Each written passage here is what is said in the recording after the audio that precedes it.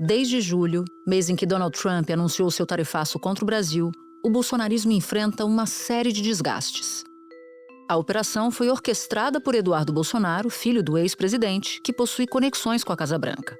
Trump não só tarifou o Brasil em 50%, como vinculou sua decisão ao que chamou de perseguição política a Jair Bolsonaro. Resumo da ópera: a taxação pegou muito mal entre brasileiros. E quem explica isso é Felipe Nunes, diretor do Instituto de Pesquisa Quest.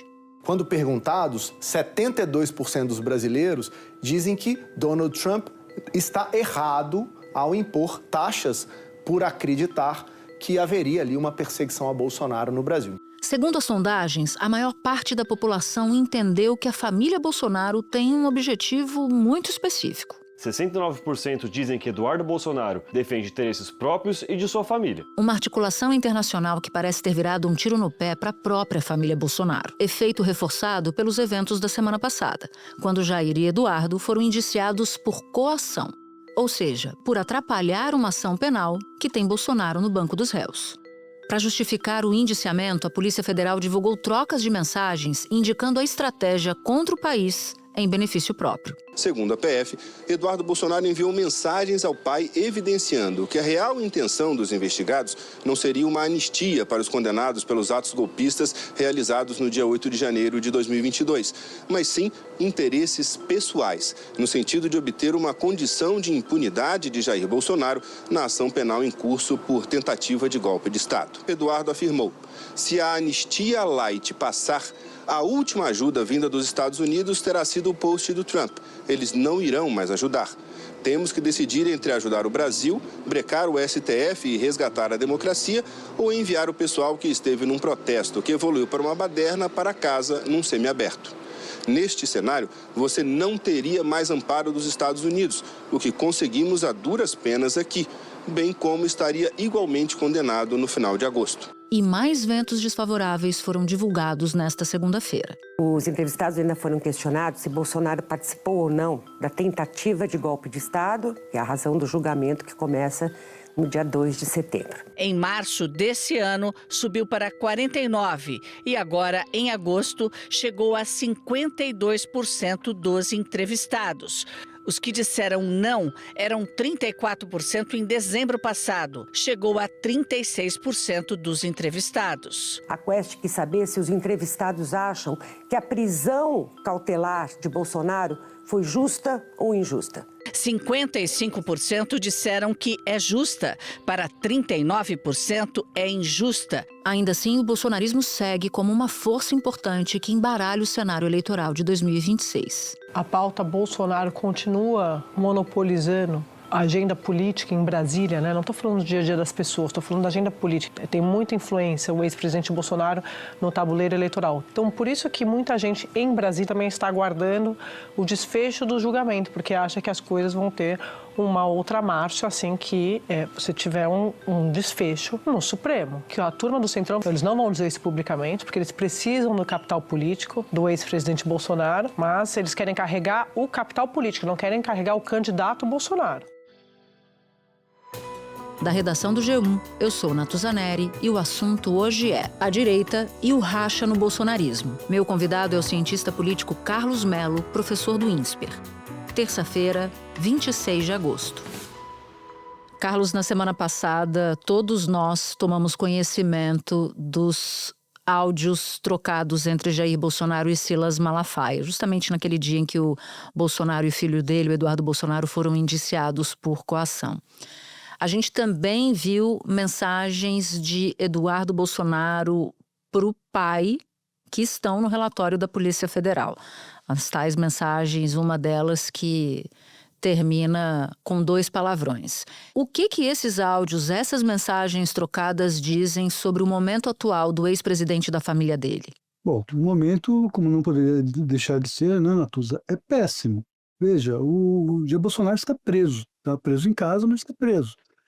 E começa o julgamento dele no Supremo na semana que vem, e a possibilidade de uma condenação também é muito grande, além do fato de ele estar respondendo já por outros processos. Um deles, inclusive, agora com seu filho Eduardo. A Polícia Federal indiciou o ex-presidente Jair Bolsonaro e o deputado licenciado Eduardo Bolsonaro, do PL, por coação no curso do processo que investiga a tentativa de golpe de Estado. O relatório da Polícia Federal reúne os indícios colhidos pelos investigadores, como mensagens e áudios do ex-presidente Jair Bolsonaro, que, segundo os investigadores, mostram um conjunto orquestrado de ações praticadas pelo grupo investigado.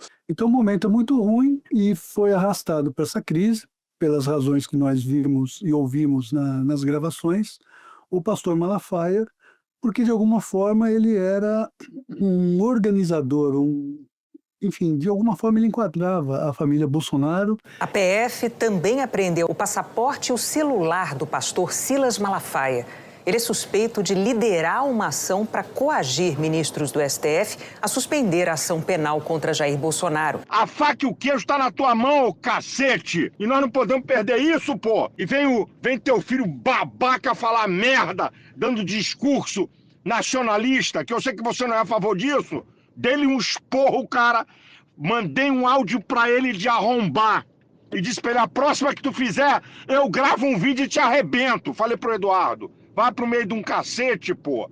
E dizia até o que fazer, né? Isso também foi bastante grave nesse processo todo em que se pretendeu coagir a justiça brasileira por meio de pressão no governo norte-americano. Bom, somado a isso, a gente ainda viu na semana passada, nos últimos dias, para ser mais preciso, uma série de pesquisas divulgadas pela Quest, também com importantes sinais para a direita. Eu quero olhar para um levantamento em particular divulgado em 20 de agosto. A pesquisa mostra o seguinte: 51% dos brasileiros acham que interesses políticos de Trump motivaram o tarifaço. 71% consideram que o presidente dos Estados Unidos está errado por acreditar em perseguição a Bolsonaro. 55% acham que Bolsonaro e Eduardo agiram mal. 77% dizem que as tarifas vão prejudicar as suas vidas. Quando você junta todos esses elementos, que conclusões você tira? Como eles podem impactar o capital político da família Bolsonaro? Bom, a primeira conclusão é que a família Bolsonaro está sequestrada pela sua bolha. Ouvindo demais a sua bolha, acreditavam ter um tipo de reação, colher um tipo de reação absolutamente contrária daquilo que as pesquisas estão demonstrando. Aliás, tem sido muito comum na política brasileira as bolhas nortearem a ação dos políticos e depois a realidade demonstrar que a coisa é bem diferente do que se pensa.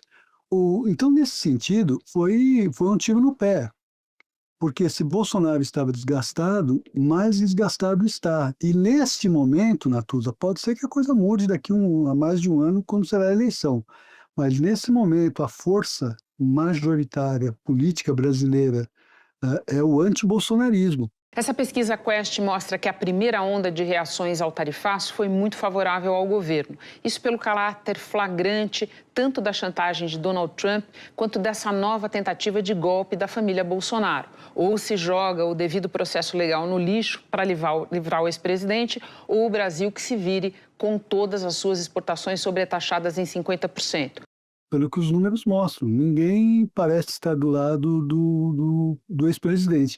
Não significa que estão exatamente a favor do presidente Lula, mas contrários a ações que, por mais que neguem agora, foram articuladas e despertadas por eles. Colocando, então, esse forte sentimento a que você se refere, ao lado de um outro sentimento que também é muito presente em tempos de eleição. Quando você compara o antibolsonarismo e o antipetismo, que conclusões você tira? Olha, esse movimento é volátil, né? Isso, inclusive, tem acontecido em vários lugares do mundo. Há muito tempo já. As pessoas não votam exatamente a favor, as pessoas votam contra aquilo que as pessoas não querem. E há uma troca. Num determinado momento, você tem um espírito, vamos lá, mais antitrumpista, como foi em 2020, né? Como foi no próprio 2022, né? Por isso... Como foi em 2022 aqui no Brasil. Só para fazer uma referência entre os dois países. Na verdade, o que nós temos agora seria de se esperar que o antipetismo crescesse pelo desgaste de ser governo. mas não é o que nós estamos acompanhando. Por quê? Porque a oposição tem feito um enorme favor ao governo. Não se trata só da questão das tarifas, não. Antes, o Congresso Nacional havia dado uma bandeira para o presidente Lula no momento que ele não tinha bandeira alguma na mão, que foi aquele decreto legislativo a respeito do IOF.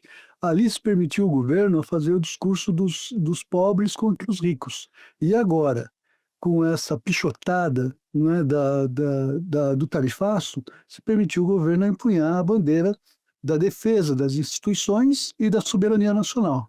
Eu quero jogar atenção agora sobre os potenciais candidatos da direita, começando pelo governador Tarcísio de Freitas. Mas já quero colocar aqui uma pimenta nessa história. Por quê? O governador Tarcísio de Freitas, se decidir se candidatar à presidência da República, ele precisa se desincompatibilizar, precisa sair do cargo de governador no comecinho de abril.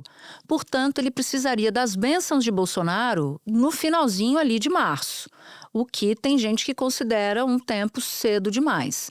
Bolsonaro, por sua vez, já disse o seguinte: olha, eu pretendo ser candidato à presidência da República. Ah, mas e o TSE? O senhor está inelegível. Sim, eu vou. Mesmo assim, eu vou. Mais ou menos o que fez o Lula quando se candidatou à presidência da República e depois entrou o Haddad. Então, esses prazos não se conversam, porque se Bolsonaro vai deixar para o finalzinho do segundo tempo da eleição e Tarcísio precisa decidir isso no começo de abril, esses prazos não se conversam. Como é que você avalia esse dilema no caso específico de Tarcísio de Freitas? Natuza, o doutor Ulisses dizia que as pessoas o criticavam muito porque ele só decidia sob pressão. E ele respondia a essas pessoas da seguinte forma: sim, eu só decido mesmo sob pressão, não é? É assim mesmo que se faz. Não faz muito sentido você fazer opções antes da hora. A política é timing, você não pode deixar passar o tempo, mas você não pode se antecipar ao tempo.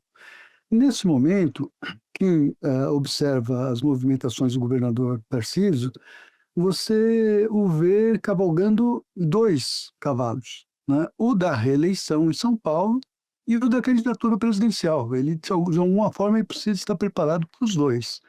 Por quê? Porque não se sabe como estará o presidente Lula. E olha como a política é volátil. Há 60 dias, os analistas apressados diziam que o presidente da República era um pato manco, né? Que o governo estava acabado. Olha, o governo tem muitas fragilidades e naquele momento estava mesmo no seu pior momento, provavelmente. Mas os fatos novos acontecem e mudam tudo.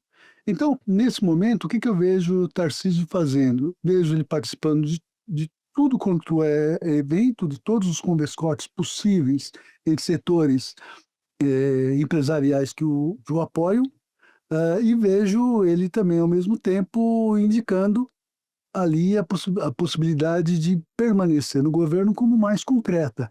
Aliás, é isso que tem dito o ex-prefeito Kassab, que é notabilizado pela sagacidade política eleitoral. Kassab, inclusive, que pode disputar na vaga de vice o governo de São Paulo ao lado do Tarcísio, se essa for a opção política de Tarcísio. Pelo menos é essa a pretensão do Kassab. Exatamente. Gilberto Kassab também falou ali com jornalistas sobre a candidatura, né, do partido, quem será o nome do partido ali para 26. Reafirmou ali, citou de novo o nome do Ratinho Júnior, que é governador do Paraná, e do Eduardo Leite, governador do Rio Grande do Sul, que são os nomes aí que estão postos como nomes do partido para concorrer na eleição do ano que vem, mas disse que uma eventual candidatura do Tarcísio poderia provocar uma reflexão no partido. Claro, a gente lembra, ele é aliado do Tarcísio de Freitas. Agora, tem um outro ponto aí.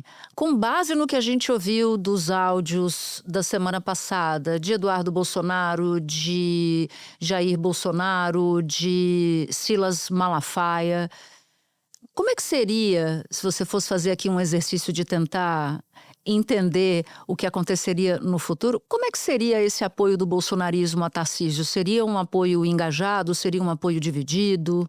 Olha, as pessoas que que entendem pouco de política, estão pouco familiarizadas com a política, tendem a olhar para os políticos como seres racionais, da mesma forma como o sujeito econômico é racional.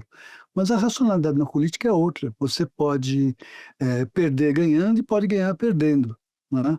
No sentido colocado, para a família Bolsonaro, ganhar uma eleição com Tarcísio e perder o controle da direita pode ser tão ruim ou pior do que perder a eleição diretamente. Ganhar a eleição sem o apoio fechado de Tarcísio ao perdão ao ex-presidente, e veja, não é um perdão formal. O próprio Flávio Bolsonaro disse que o compromisso deveria ser de enfrentar o Supremo na negativa desse perdão. Então vai ter que ser alguém na presidência da República que tenha um comprometimento, eu não sei de que forma, de que isso seja cumprido. É uma hipótese muito ruim, porque a gente está falando de possibilidade de força, de uso da força. A gente está falando de possibilidade de interferência direta entre os poderes. Certamente o candidato que o presidente Bolsonaro vai apoiar vai ter que ter esse compromisso, sim. Primeiro, essa tensão ali de que Tarcísio será eventualmente presidente da República. Será um sujeito independente ou será amarrado aos desígnios do bolsonarismo? Eu imagino que essa é a segunda resposta, se a gente for pegar as próprias declarações do Tarcísio. Vamos acreditar no que ele está dizendo. Ele está dizendo, né, que é leal até debaixo d'água ao ex-presidente Jair Bolsonaro. Então, se ele é o escolhido, eu imagino que ele vai cumprir a promessa. Eu citei o doutor Ulisses agora, sou obrigado a citar o Tancredo, que dizia que o bom político vai com o outro até a sepultura, mas não se joga. Exato. Tem esse detalhe. E teve o episódio do boné, em que ele aparece usando o boné do Trump, do MAGA, do Make America Great Again, e aí logo em seguida veio a notícia do tarifaço implicando setores, empresas e por aí vai.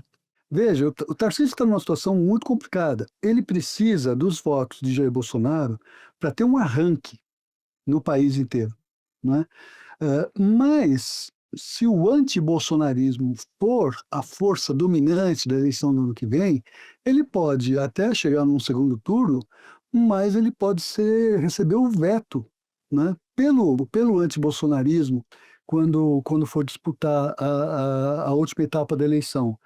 É complicado para ele. Um grande encontro durante todo o dia na capital paulista reuniu, entre outros, Tarcísio de Freitas, governador de São Paulo, Romeu Zema, governador de Minas Gerais, Ronaldo Caiado, governador de Goiás. Muitos não admitem até que são candidatos. É o caso, por exemplo, do governador de São Paulo, Tarcísio de Freitas, nega que seja candidato, em vários momentos faz isso. E ele tem reafirmado que, nos bastidores e publicamente, que vai ficar no governo de São Paulo, que não está pensando em ser candidato, mas já está vestindo um figurino. Esse é um figurino de candidato. É um debate nacional. E agora até já tem um pré-lema de campanha segundo aliados próximos. Mas ele insiste que, por quê? Também não pode se adiantar muito mais do que isso, justamente por causa da reação que a gente vê nos bastidores e publicamente da família Bolsonaro. E um outro erro que se comete, Natuza, de achar que o governador de São Paulo é naturalmente um grande player, um grande jogador nisso tudo. Ora, o último governador de São Paulo eleito presidente da República foi Jânio Quadros. E olha que nós tivemos de lá para cá figuras de ponta muito mais expressivas do que Tarcísio. Nós tivemos Franco Montoro, Orestes Quercia, Mário Covas, Geraldo Alckmin, José Serra e até o João Dória. Então não é tão simples assim para o governador de São Paulo se colocar. Ele precisa de um arranque, só que isso pode ser um grande complicador, sobretudo em regiões mais pobres das capitais, mesmo dos estados ricos, e também nos estados do Nordeste, onde as pesquisas mostram que a diferença a favor do presidente Lula é muito grande. Espera um pouquinho que eu já volto para continuar minha conversa com Carlos Mello. Bom, tirando o Tarcísio da fotografia, Quem tem mais chance dos nomes do campo da direita? Eu acho que pela ordem é difícil afirmar, mas o meu sentimento nesse momento, pelas articulações todas, seria Ratinho Júnior. Por quê? Vamos por partes, vamos dizer por que não outros. Ronaldo Caiado é de um estado muito menor do que o Paraná. E também com uma visão um pouco estigmatizada, que vem desde lá da primeira eleição direta, em 1989. Não é? Estigmatizada em que sentido, Carlos? Muito, muito duro, muito conservador, muito ligado ao agronegócio, que é uma força econômica muito relevante, mas não é exatamente uma força política eleitoral tão relevante assim. Né? Fosse o contrário, Jair Bolsonaro não teria perdido a eleição de 2022. Né? Romeu Zema, que é outro postulante, que até já lançou a candidatura, está no jogo de uma forma talvez um pouco mais voluntarista, ousada. Não é? Não sei nem se o Partido Novo, que hoje não tem nada a ver com o Partido Novo que o elegeu lá em 2018, que é muito mais bolsonarista, defenderia seu nome até o fim. Mas para ele, que está terminando seu segundo mandato e que não tem exatamente nada a perder, vale a pena tentar, mas eu não o vejo como um player de fato relevante. Eu colocaria Ratinho Júnior, por quê? Ele carregaria uma boa parte, a maioria dos votos do sul do país, que hoje mostram as pesquisas, é a região mais conservadora, teria votos também do Centro-Oeste de São Paulo e dos setores empresariais de São Paulo. Ora, se estiver favorecido pelos ventos do antipetismo, pode ter ganho a eleição. Mas aí fica a questão, Natuza. Se os ventos do antipetismo favorecerem alguém, o nome seria do Tarcísio, não do Ratinho. Não é? Porque estaria na preferência aí dos setores que são os mesmos que o apoiam. E aí a gente chega num outro nome, que é o do governador de Minas, Romeu Zema. Então a gente está falando aqui de 4 candidatos: Tarcísio de Freitas, Ratinho Júnior, Ronaldo Caiado e Romeu Zema. Quais são as chances de Zema a preço de hoje, claro? Porque essas coisas variam muito, né?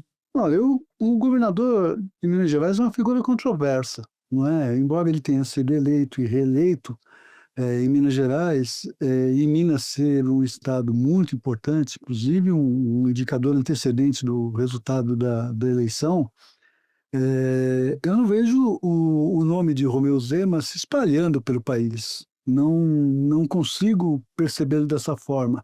E também não o vejo com o apoio de setores empresariais como o Tarcísio, ou Ratinho, ou até Caiado, teriam.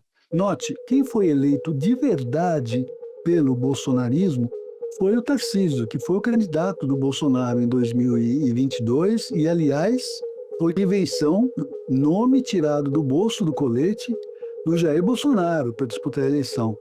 Zema aproveitou os ventos do bolsonarismo em 2018, Ratinho também, e Ronaldo Caiado. Mas, de alguma forma, sobretudo Caiado e Ratinho, já tinham uma vida política antecedente a essa onda do bolsonarismo em 2018.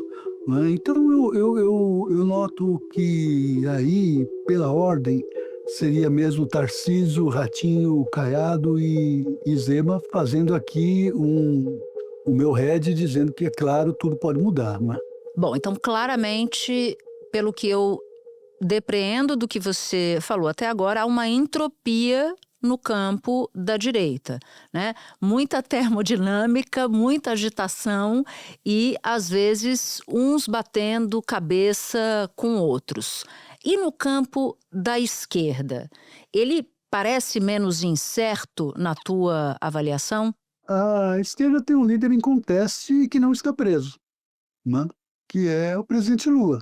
Há 60 dias seriam naturais as especulações se Lula seria candidato ou não.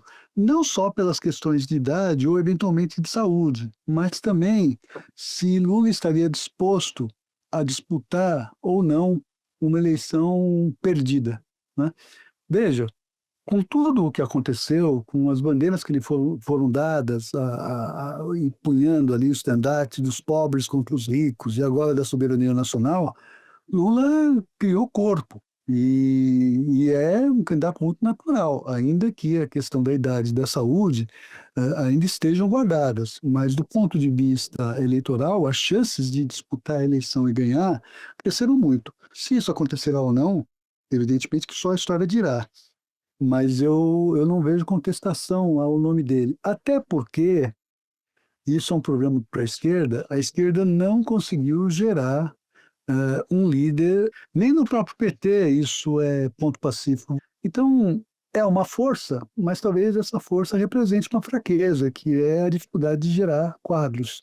Eu acho que isso só estará realmente definido pelas circunstâncias na próxima eleição, que será em 2030. Ia te perguntar exatamente isso. Se a esquerda ainda tem um líder em conteste, como você diz, o grande desafio para esse campo vai ser, para esse campo liderado pelo PT, melhor dizendo, vai ser em 2030, porque o partido não tem um sucessor natural a Lula. É isso? É isso. Primeiro porque há um desgaste natural. Veja, seriam, se ganhar a eleição em 2026, 6 mandatos do PT, da esquerda, né? Há um desgaste muito forte. 4 com Lula, se ganhasse, e 2 de Dilma. Né? Isso traz um desgaste natural. Segundo, que um líder dessa dimensão, a não ser que seja por uma onda repentina, como foi 2018, e essa onda nasceu lá em 2013, né? Um líder não surge assim de uma hora para outra, ele é criado ao longo do tempo. Vamos lembrar que o presidente Lula, ele surge no sindicalismo, ele disputa a eleição em 82, perde, ele é um deputado relativamente apático. Na Constituinte, ele disputa e perde em 89, disputa e perde no primeiro turno, em 94, 98, para ganhar só em 2002. Então, essas lideranças não se constroem de um dia para o outro. Então, você junta isso, esse tempo que é necessário de maturação de uma liderança política, com o desgaste de 6 mandatos em 2030, eu imagino que a situação do PT e da esquerda fique mais complicada. Agora, será um momento em que haverá também uma renovação da direita, porque esses nomes que estão aí também não tendem a se repetir. Jair Bolsonaro seria candidato em 2030, tem nomes novos surgindo, à esquerda, à direita, gente jovem que entrou na política em 2018, prefeitos, governadores que têm se mostrado bastante eficazes em políticas públicas. Eu acredito que, nesse sentido, eu sou otimista, o que é raro em mim, mas eu acredito que em 2030 a gente pode ter uma renovação geracional, enfim. Você disse, e aí eu prometo que eu vou concluir, que tradicionalmente na política brasileira você tem quadros políticos que chegam ao topo, né, da hierarquia da representação depois de muito tempo. Mas quando você olha para o mundo e também aqui para o Brasil, em casos muito específicos, você vê a lógica das redes sociais catalisando um pouco, né? Ou pelo menos reduzindo esse tempo de maturação de um político. Isso não pode pesar, por exemplo, para o surgimento de nomes mais rapidamente? Claro que pode pesar, mas isso as redes sociais por si, né, não criam. Essas ondas de informação que as redes sociais ampliam muito, elas vêm junto com fatos políticos. Veja, Jair Bolsonaro pode ter sido uma surpresa em 2018, Mas isso foi gerado ao longo de uma série de acontecimentos que vieram desde 2013, com aquelas manifestações todas, críticas todas ao governo em relação aos estádios da Copa do Mundo em 2014, uma eleição muito complicada, talvez a pior eleição que o país tenha vivido nesse processo todo, que foi de 2014, uma eleição que não acabou, né? O impeachment e toda a Lava Jato e o desgaste do governo Temer, aí sim surge o Jair Bolsonaro cavalgando redes sociais. Então, as redes sociais elas são importantes, mas, a meu ver, elas não têm o poder de gerar, né, espontaneamente, né, por sopro divino, a liderança política. Isso, elas vocalizam, elas amplificam os fatos e ajudam a criar essas lideranças, mas elas não são a origem necessariamente dessas lideranças. Carlos, foi um prazer enorme conversar com você. Muito bom te ouvir. Bom trabalho. Muito obrigado, Natuza. Sou um ouvinte assíduo do assunto, não perco um. Este episódio usou um áudio do jornal Folha de São Paulo. Se você ouviu o episódio até aqui, eu vou te fazer um convite. Baixar o aplicativo do G1 no seu celular. Por lá, você pode ouvir o assunto, claro, e pode também acompanhar todas as notícias do dia em tempo real e de graça. Este foi o Assunto, podcast diário disponível no G1, no YouTube ou na sua plataforma de áudio preferida. Comigo na equipe do Assunto estão Mônica Mariotti, Amanda Polato, Sara Rezende, Luiz Felipe Silva, Thiago Kazuroski e Carlos Catelan. Eu sou Natuza Neri, fico por aqui. Até o próximo assunto.